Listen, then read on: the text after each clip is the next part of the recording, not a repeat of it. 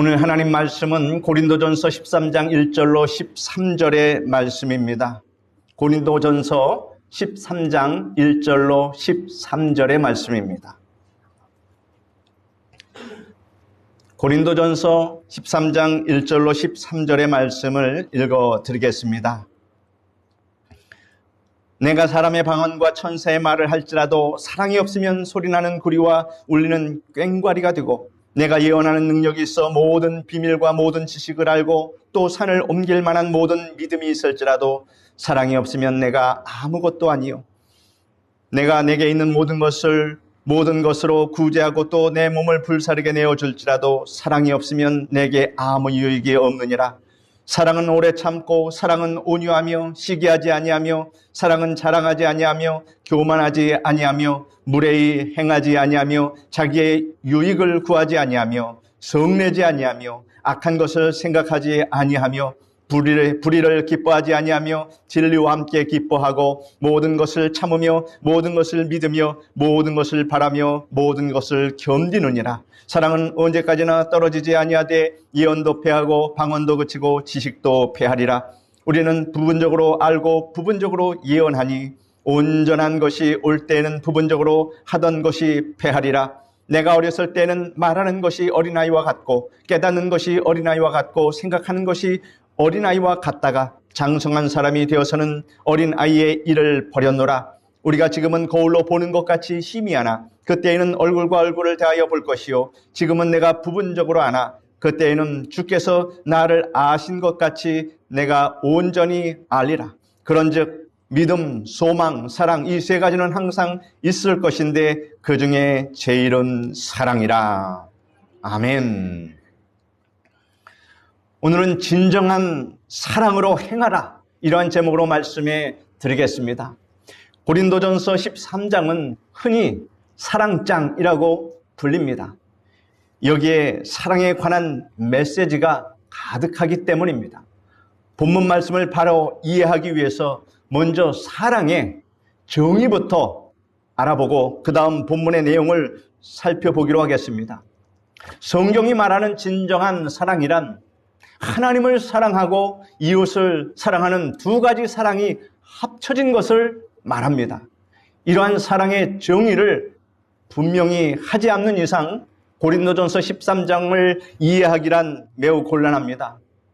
자칫 생각하면 세상에서 흔히 듣게 되는 박애주의 정신의 강조밖에 되지 않기 때문입니다. 우리는 사랑은 오래 참고라는 찬송을 즐겨 부릅니다.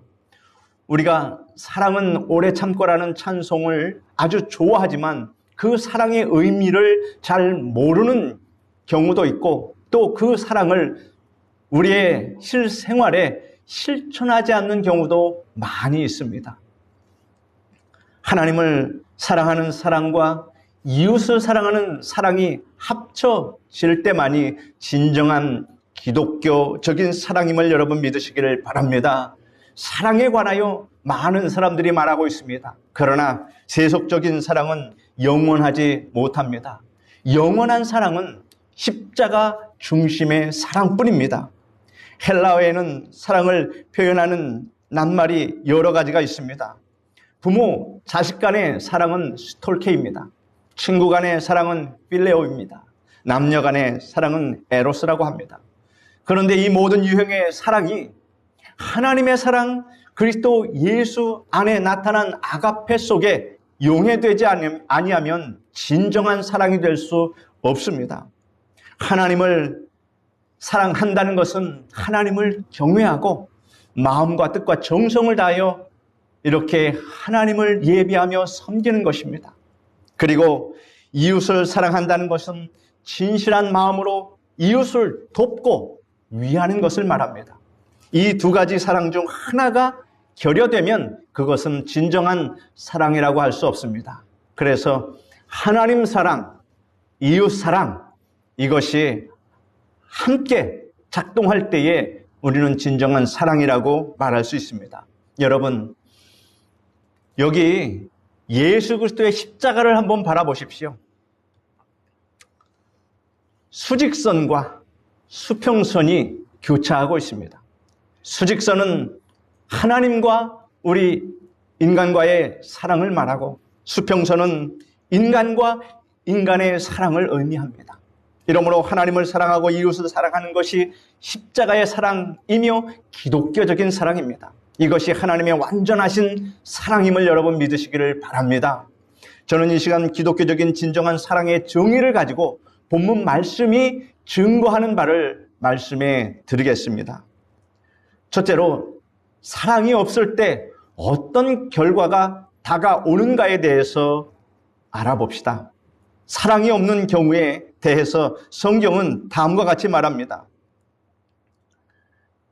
내가 사람의 방언과 천사의 말을 할지라도 사랑이 없으면 소리나는 구리와 울리는 꽹과리가 되고, 내가 예언하는 능력이 있어 모든 비밀과 모든 지식을 알고 또 산을 옮길 만한 모든 믿음이 있을지라도 사랑이 없으면 내가 아무것도 아니요. 내가 내게 있는 모든 것으로 구제하고 또 내 몸을 불사르게 내어줄지라도 사랑이 없으면 내게 아무 유익이 없느니라. 이와 같이 말씀하고 있습니다.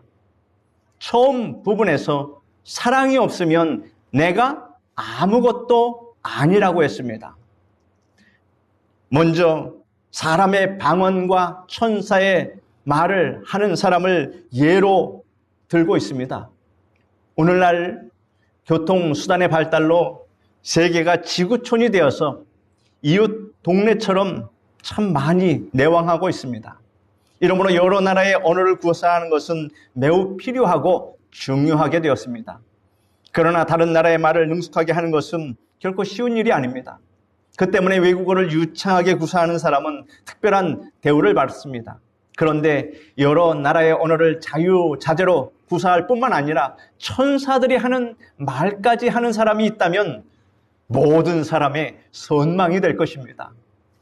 그러나 성경은 사람의 방언과 천사의 말을 할지라도 사랑이 없으면 소리나는 구리와 울리는 꽹과리가 된다고 말씀하고 있습니다.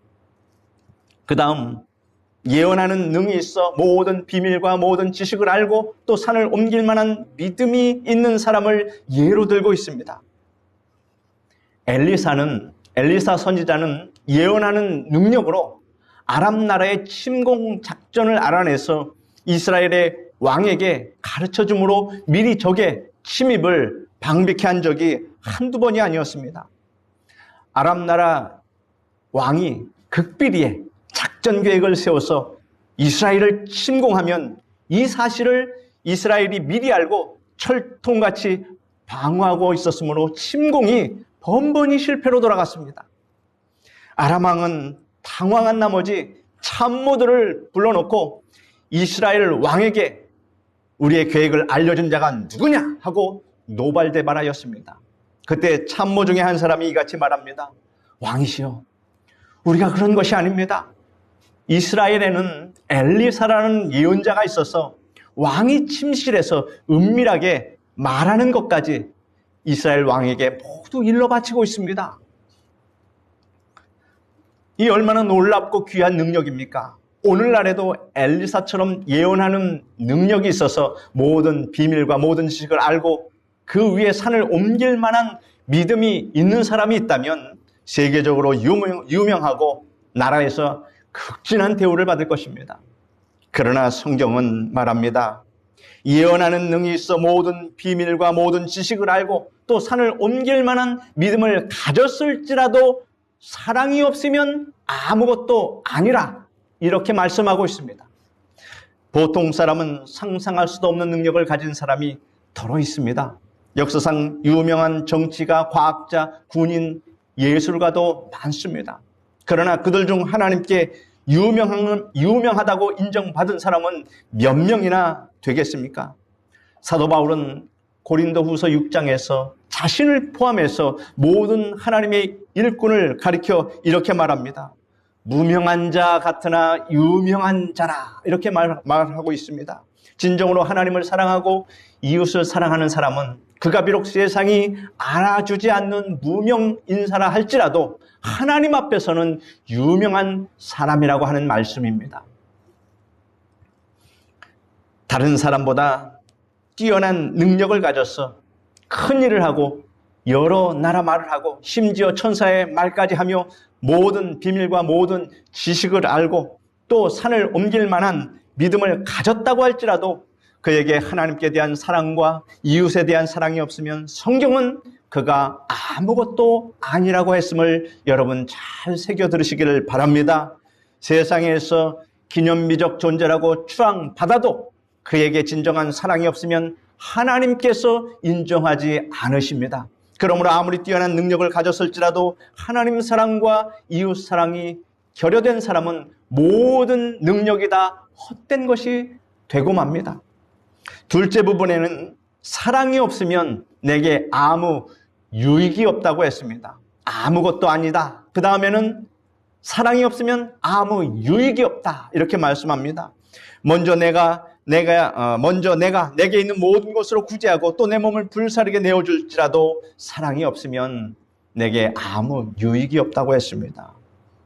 구제활동, 자선활동은 이 사회를 윤택하게 하는 좋은 일입니다. 성경은 이러한 구제와 자선을 무익한 일이라고 말씀하신 것이 아닙니다. 누가 자신을 과시하려는 명예심과 공명심으로 구제와 자선을 베푼다고 할지라도 이를 금할 필요는 없습니다. 다만 성경이 말씀하고자 하는 것은 그러한 구제와 심지어 목숨을 바치는 행위를 할지라도 사랑이 없으면은 내게는 아무 유익이 없다. 그런 말씀을 하고 계십니다. 전 재산을 팔아서 가난한 사람을 도와주고 하나뿐인 자기 몸을 불사르기까지 하면서 도와줘도 예수 그리스도의 사랑으로 하지 않으면 혜택받는 사람에게는 유익이 있어도 자기 자신에게는 아무 유익이 없다는 것입니다. 그러므로 자기 재산을 팔아 다른 사람에게 주고 자기 몸을 불사르기까지 하면서 도와주는 것은 사랑이 있어야만 할 수 있는 것입니다. 그러나 그 사랑이 예수 그리스도 안에서 하나님을 사랑하고 이웃을 사랑하는 진정한 사랑이 아니면 구제와 헌신이 자신에게 아무 유익이 없는 것입니다. 예수님을 믿지 않는 사람 중에 구제하고 국가와 민족을 위해 자기 목숨을 초계같이 버리는 사람도 많이 있습니다. 그러한 사람들이 하나님 앞에 섰을 때 하나님께서 그들에게 면류관을 주실까요? 아닙니다.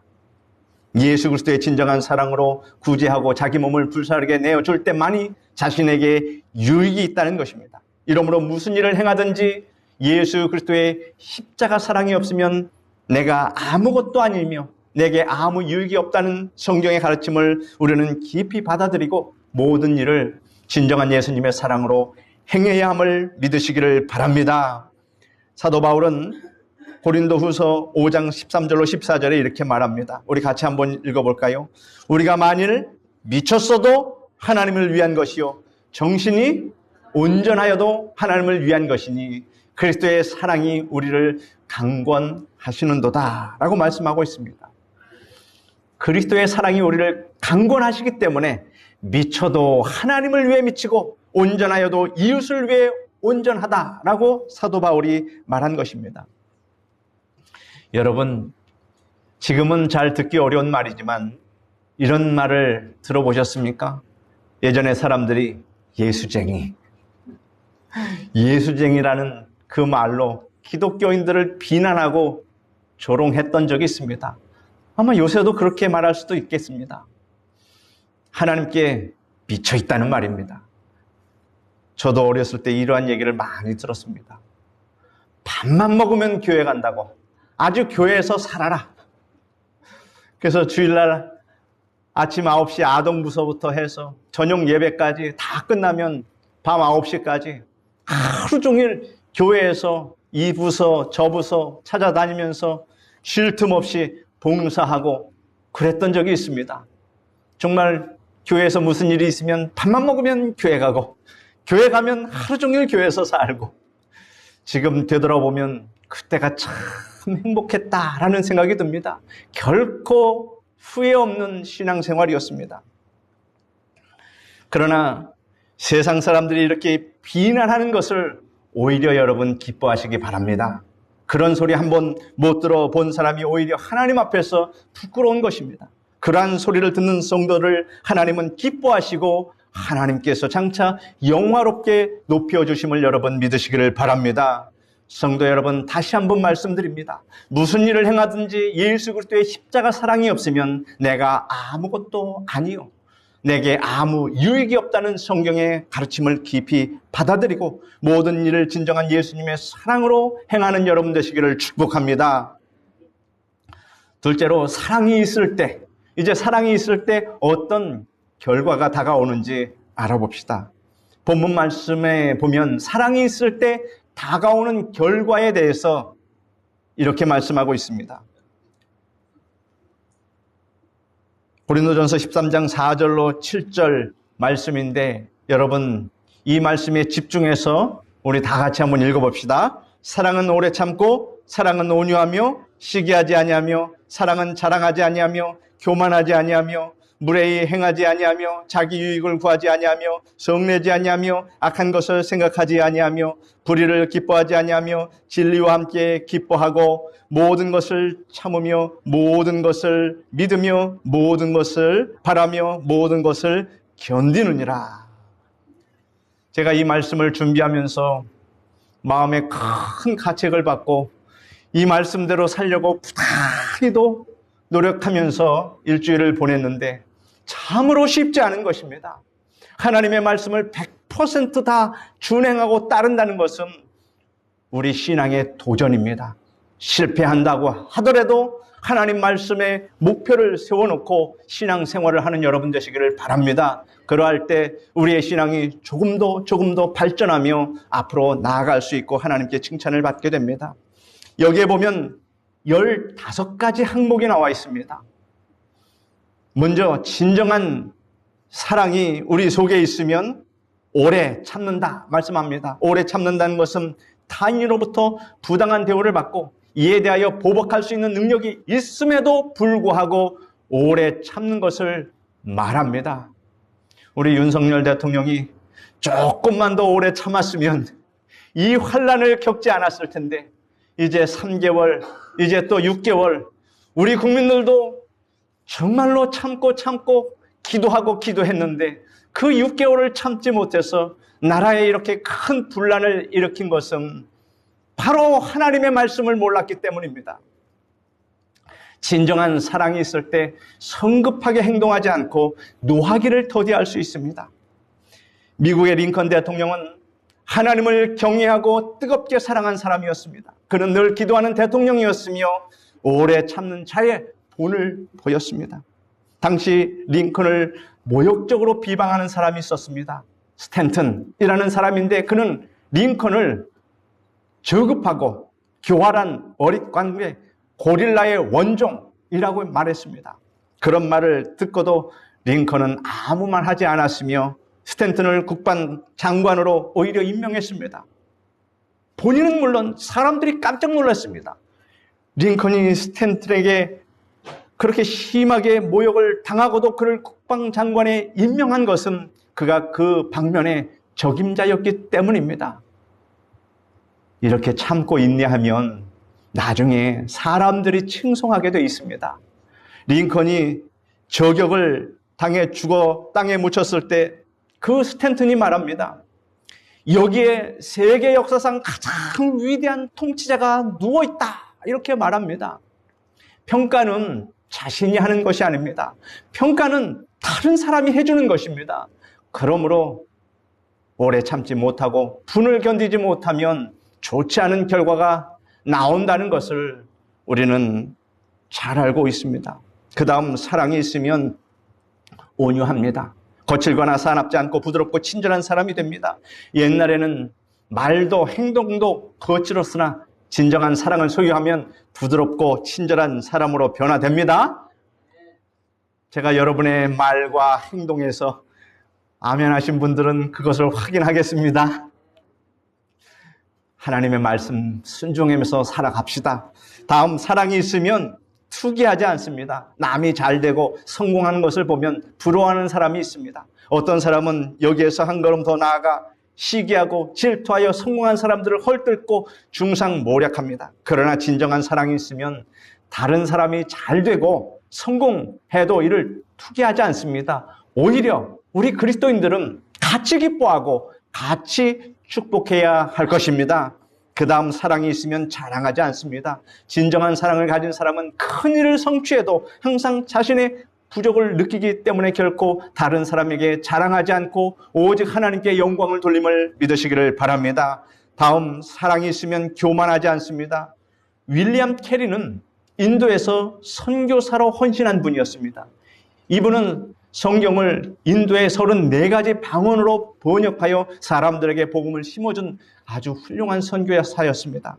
선교사가 되기 전에 그는 양화점에서 일을 했습니다. 구두 만드는 데서 일을 했습니다. 그런데 어느 만찬 자리에서 윌리엄 캐리 선교사에게 망신을 주기 위해서 어떤 사람이 큰 소리로 캐리 씨, 당신은 옛날에 구두를 만든 사람이었죠? 하고 물었습니다.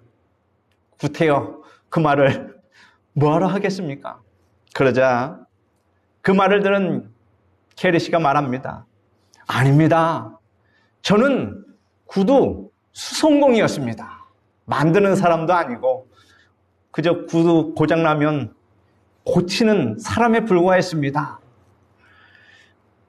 그분이 이 같은 조롱에도 자신을 오히려 더 낮추어서 겸손할 수 있었던 것은 그의 마음속에 진정한 예수님의 사랑이 있었기 때문입니다. 누가 나를 공격해 온다고 할지라도 즉각적으로 반격하고 그러기보다는 온유함을 가지면 참으로 좋을 것입니다. 그 다음 사랑이 있으면 무례히 행치 않는다고 했습니다. 진정한 사랑이 있는 사람이면 예의가 바릅니다. 진정한 사랑이 없을 때는 무례하게 말하고 행동했는데 예수 그리스도의 참 사랑을 마음속에 소유한 이후부터는 예의 범절을 지키고 타인에게 무례하게 행동하지 않습니다. 그 다음 사랑이 있으면 자기의 유익을 먼저 구하지 않습니다. 세상에는 자기의 의무보다 권리를 더 생각하는 사람이 많습니다. 그런데 자기의 권리보다 자기 의무를 먼저 생각하는 사람도 많이 있습니다. 대체적으로 우리 그리스도인들이 거기에 속합니다. 주님의 참 사랑이 있는 사람은 자신의 권리보다 의무를 더 생각합니다. 그래서 자기의 유익보다 다른 사람의 유익을 위해서 먼저 구합니다. 우리 성도님들이 토요일 날 되면 항상 청소를 하러 옵니다. 추운 겨울에도 자기의 유익을 먼저 구하는 것이 아니라 우리 성도들이 깨끗한 환경 속에서 이렇게 예배드릴 수 있도록 다른 성도들의 유익을 구하기 위해서 자진, 자원, 봉사하는 것입니다. 하나님이 다 보고 계십니다. 하나님께서 다 알아주십니다. 그 모든 것에 따르는 상급이 있음을 여러분 믿으시기를 바랍니다. 그러므로 교회에서 봉사하는 것은 여러분들에게 하나님께서 주시는 특권임을 아시고 여러분 그 특권의식을 가지고 봉사하는 여러분 되시기를 바랍니다. 그 다음 사랑이 있으면 성내지 않습니다. 진정한 사랑이 있는 사람은 자신의 마음을 잘 다스려서 성을 다스리고 분내지 않습니다. 그 다음 사랑이 있으면 악한 것을 기억하지 않습니다. 기억이란 어떤 사항을 잊지 않기 위해서 마음의 장부에 기록해두는 것을 말합니다. 사랑이 없으면 가족이나 친구 또 이웃과의 사이에서 문제가 생긴 것을 마음의 장부에 기록해 둡니다. 다시 말해서 원한을 품고 살아갑니다. 그리고 기분이 좋지 않을 때는 지난 일들을 들춰내서 싸우기도 합니다. 그러나 사랑이 있으면 노여움도 원한도 쉽게 털어버리고 마음에 두지 않습니다. 그 다음 사랑이 있으면 불의를 기뻐하지 않습니다. 불의를 기뻐하지 않는다는 말은 옳지 않는 것을 기뻐하지 않는다는 말입니다. 이외에도 다른 사람의 불행을 기뻐하지 않는다는 뜻도 포함되어 있습니다. 참 사랑이 없으면 남의 불행을 기뻐하는 마음이 있습니다. 너의 불행이 곧 나의 행복이다 라고 하는 이 말은 사탄의 말입니다. 여러분 행여라도 그러한 말을 입에 담지 마시기를 바랍니다. 십자가에 참 사랑이 있으면 남의 불행을 보면 자기가 당한 것처럼 가슴 아파하고 그를 위해서 힘써 기도하는 것이 참 사랑입니다. 그 다음 사랑이 있으면 진리와 함께 기뻐합니다.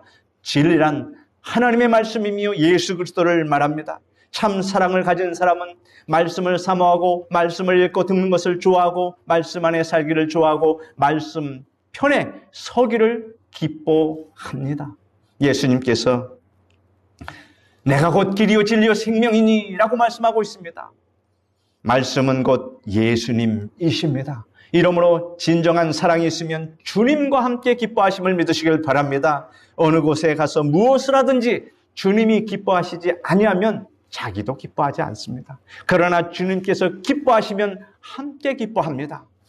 다음, 사랑이 있으면 모든 것을 참습니다. 실망되는 일이 다가와도 경거망동하지 않고 꾹 참는 사람이 됩니다.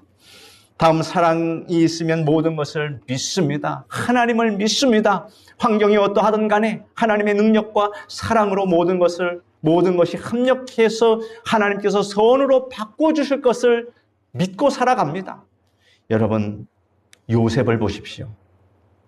그는 모든 것을 믿었습니다. 하나님을 향한 그 믿음이 충만했습니다. 이 때문에 자기를 노예로 판 형들에게도 모함하여 감옥에 들어가게 한 보디발의 아내에게도 원수 갚는 일을 하지 않았습니다. 그는 악을 선으로 갚았습니다. 훗날 그가 애굽의 국무총리가 된 뒤 식량을 구하러 온 형들을 만났을 때 그는 형들에게 이같이 말했습니다. 형들이여, 나를 팔았으므로 한탄하지 마소서. 나를 이리로 보낸 자는 형들이 아니요 하나님이시요. 하나님께서 형들의 생명과 형들의 후손을 세상에 두시려고 나를 형들 앞서 보내셨나이다. 형들은 나를 해하려고 하였으나 하나님께서는 그것을 선으로 바꾸셨습니다. 이와 같이 진정한 사랑이 있으면 하나님의 선을 행하여 합력하여 선으로 바꿔주신다는 것을 믿고 살아갑니다. 그 다음, 사랑이 있으면 모든 것을 바랍니다. 오늘보다 나은 내일이 다가올 것을 기대합니다. 가족이, 친척이, 친구가, 이웃이 실망하여도 결코 기대를 버리지 마시기를 바랍니다. 그 다음, 사랑이 있으면 모든 것을 견딥니다. 견딘다는 말에는 적극적인 의미가 포함되어 있습니다. 소극적인 체념이 아닌 불굴의 정신을 가지고 인내하고 견딘다는 것을 말합니다. 조지 매디슨은 찬송가 작가였습니다. 저술가입니다. 그가 젊었을 때 한 아름다운 아가씨와 사랑하게 되었고 두 사람은 결혼을 약속했습니다. 그런데 조지 매디슨의 눈이 점점 나빠져서 그만 시력을 잃고 말았습니다. 그는 사랑하는 여인에게 편지합니다.